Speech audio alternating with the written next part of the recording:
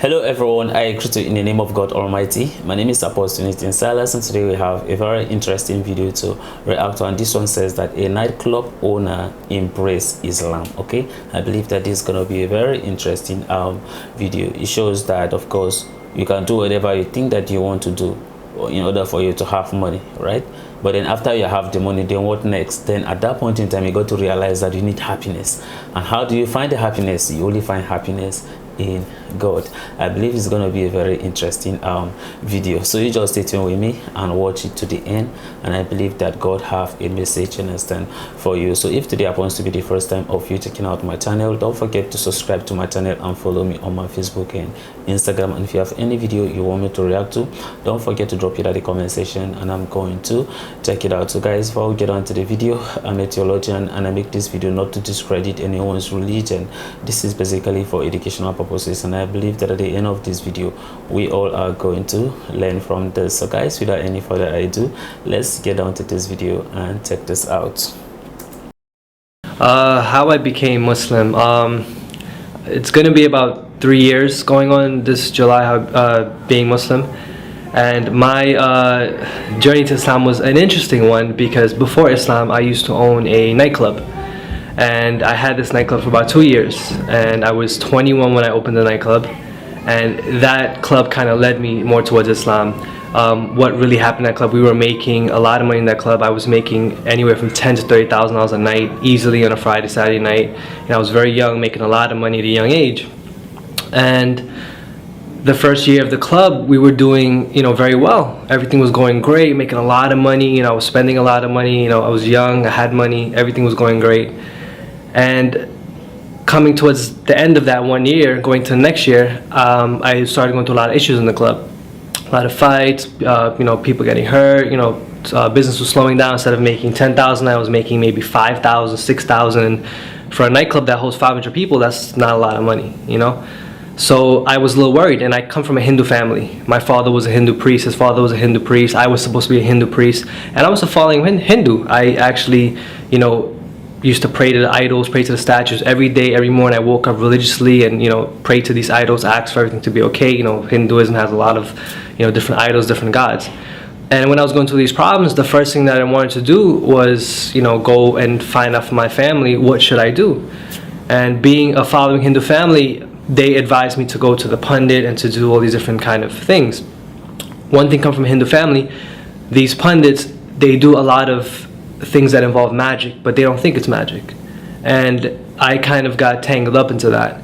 And when we was going through the issues in the nightclub, he advised me to do certain things. I was getting issues with the police officers. He advised me to do things dealing with mind control for these officers. He advised me to do things to bring people in the door. He told me there was like different kinds of the unseen world, the jinns messing with me from competition clubs that were doing this kind of magic to me and doing these things to bring me down, to try to get this location from me.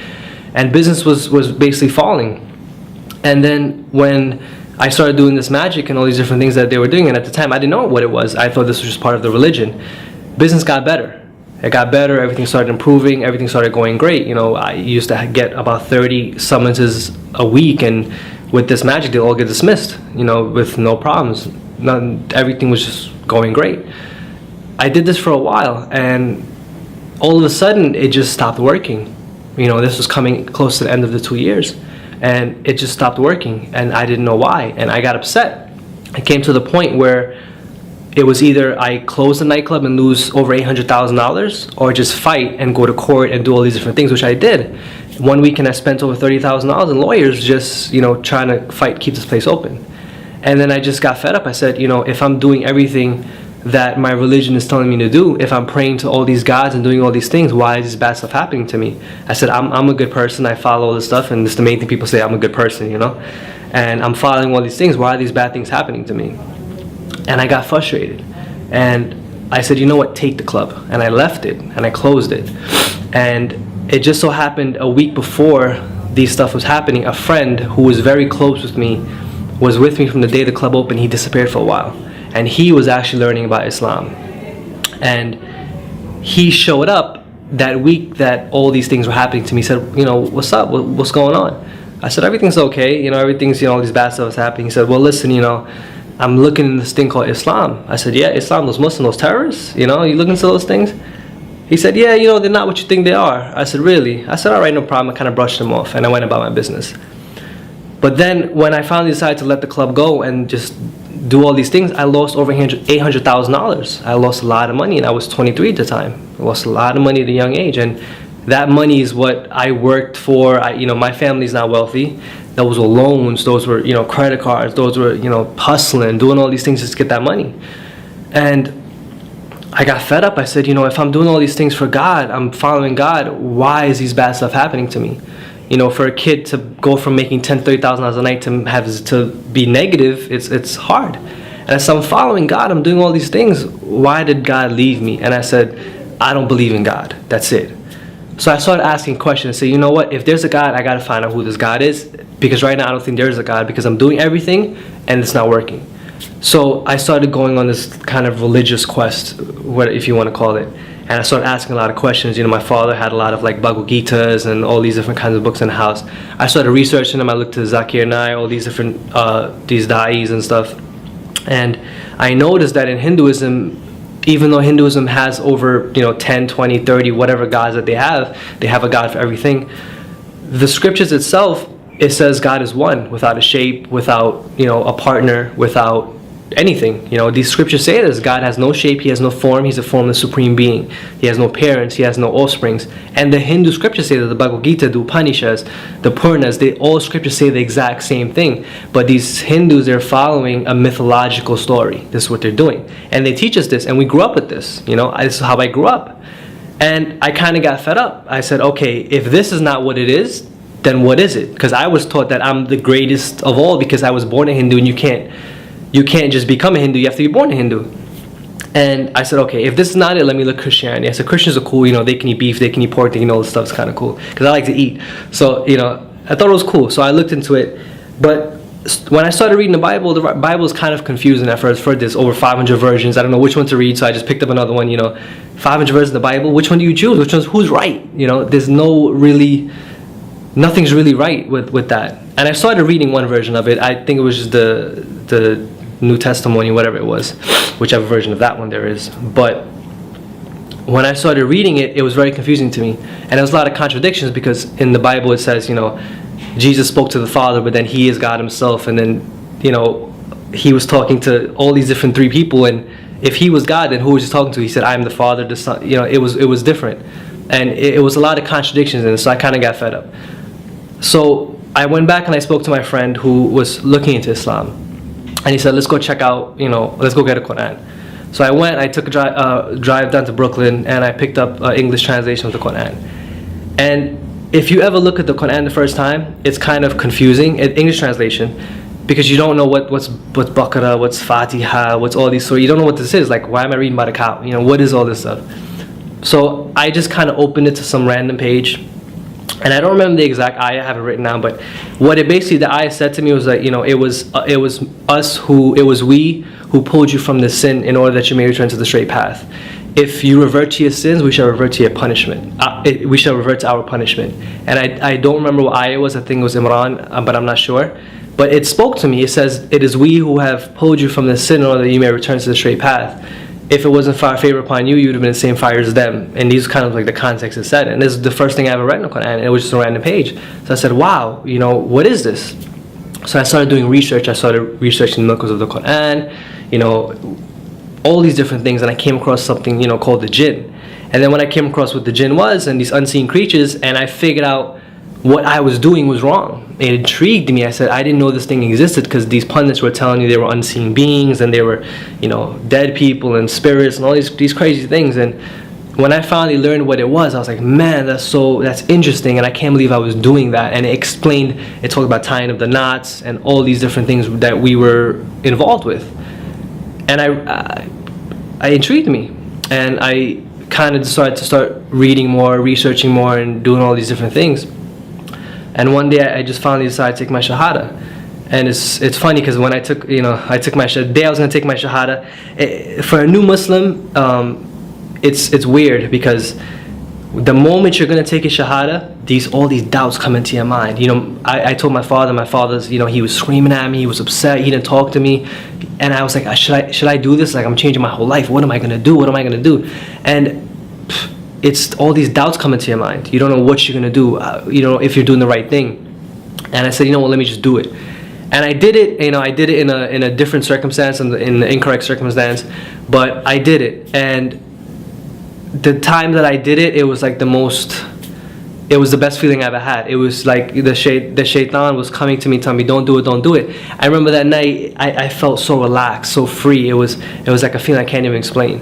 And my wife also became Muslim. You know, I was with her before that. She is going to be 2 years Muslim now, this June. And it was funny, from that club, I became Muslim. My wife, she used to work for me at the club, she became Muslim. We had one of the dancers from the club became Muslim, and my friend became Muslim. So all from that bad thing, that pinnacle of sin, you know, cheating people, liquor, drugs, intoxicants, whatever it may be, 4 people became Muslim. And that's my story in a nutshell. You know, there's more details to it, but in a nutshell, that's basically how it happened.